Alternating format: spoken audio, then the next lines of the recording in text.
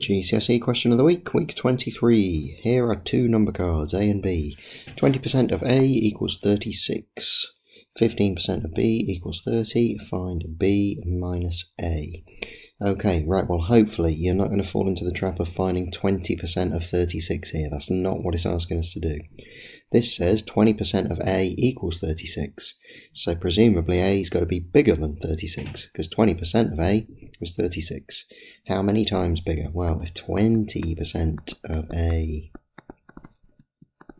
is 36, then we really want to find 100% of A. We want to find all of A. We want to find what A is. Okay, and how are we going to find that? Well, if 20% of A is 36, what have we done to 20 to get 100? This is times 5. So we need to times 36 by 5. Okay, 36 times 5. If it's me, I times by 10. That's going to be 360. And then times 5 must be half of that. Half of 360 is 180. So A is 180. Now let's do B. Okay, 15% of B equals 30. Well, let's write that down as well. 15% of B equals 30. So again, we do not want to find 15% of 30. 15% of B is 30. So an easy way to do this might be to think, well, what if we found 5% of B? Oops, 5% of B. Okay, what are we going to do there? Well, that's a divide by 3. What are we going to do here? Got to divide by 3. So, 5% of B, 30 divided by 3, that's going to be 10.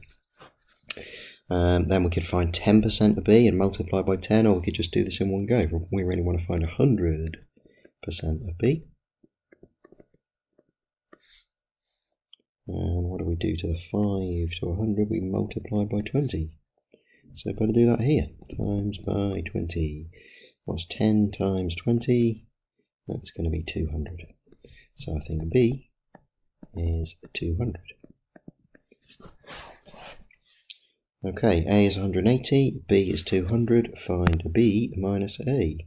Well, 200 minus 180, I make that 20. So there's our first answer. B minus A, 200, take away 20. Sorry, 200 to take away 180. Gives us 20. Okay, B, here is another number card. 40% of C equals 18. Okay, well, let's try this in the same way. 40% of C equals 18. We do not want to find 40% of 18. Okay, we want to find 100% of C. And a nice way to do that might be to think, well, what's 20% of C? You can probably see, no pun intended, that 20% of C is 9. Go away. Okay, and if we've got 20%, what do we do for 100%? I reckon we times by 5. Okay, times by 5, better times this by 5. So 100% of C is 45. C equals 45. What do we want to do? We want 1/3 of C. Well, how do we find 1/3 of something? We divide it by 3. And what's 45 divided by 3? It's 15. So 1/3 of C, 15. You got those? Well done. Right, slightly harder. Here are two number cards, A, B. B is 12 more than A. 20% of A is equal to 15% of B. Find 1/3 of A plus B. Okay, right, I find these very difficult to do unless I write some algebraic equations. So B is 12 more than A. Now I've got to be careful here. B is 12 more than A. So if B is 12 more than A, it's got to be what A is plus 12. You have to think your way through these. Don't put A equals B plus 12. B is 12 more than A. So B is whatever A was plus 12. B's the bigger one. Okay, we got our first equation. Right, that's from this. Now let's look at this. 20% of A is equal to 15% of B. Well, I'm thinking maybe we could turn that 20% into a decimal. What's 20% as a decimal? Well, percentages to decimals. We want a decimal. What do? We divide by 100. Okay, so that's going to give us 0.2. 20% as a decimal, 0.2. Right, so we could put 0.2 of A, and we can always change of with the times. So 0.2A is equal to 15%. Well, what do we do there? Same thing, divide by 100. We want that as a decimal, we divide by 100, 0.15. Okay, 0.2A equals 0.15B. Okay, right, now I don't really like those decimals in there. We can multiply both sides by 100. That gives us 20A equals 15B. And to be honest, we could have written that straight down. We could have put 20A equals 15B from our percentages. But that's really saying 20% of A, so 0.2 of A equals 0.15 of B. If you realise we could just stick them straight down, all good. So 20A equals 15B. Right, we've got two equations. Two simultaneous equations. B equals A plus 12. 20A equals 15B. Right, two ways we can solve simultaneous equations. Seeing as this thing here already says B equals, I'm thinking we substitute that into here. What's that going to give us? That's going to give us the equation 20A equals 15 lots of B, where B is A plus 12. Okay, we're just sticking that A plus 12 in as B, because we know from above that B equals A plus 12. Okay, right, let's expand that. We get 20A equals 15A plus 15 times 12. Right, we could do some multiplication.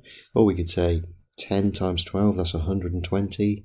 5 times 12, that must be 60. Add them together, it's going to be 180. Let's just check. 2 5s are 10. 1 2 is 2. Add them 1 30. Snip down a 0. 1 5 is 5. 1 1 is 1. That's a 5. 0 0. 5 plus 3. 1 plus 1. Thought so. 180. Okay, so we get plus 180. Okay, right, we subtract 15A from both sides. That's going to give me 5A equals 180. Divide both sides by 5, we get A equals... Right, divide by 5. How do I do that? Divide by 5. Okay, well I would divide by 10. That gives me 18. If I divide by 5, I'm going to get twice as many of those 5s in as 10s. So I double my 18. It's going to be 36. Okay, A is 36. If A is 36... and again, if you're not sure about that step, if I whiz through that too fast, 180 divided by 5, we could do one of these. 5's into 18. 3. That's too tiny, you idiot. No one would see that. 180 divided by 5. 5's into 18. 3. 3 left over. 30. 5's into 30. 6. Okay. Right, A is 36. What's B? Well, B is A plus 12. So B equals A plus 12, which equals 36 plus 12, which equals 48.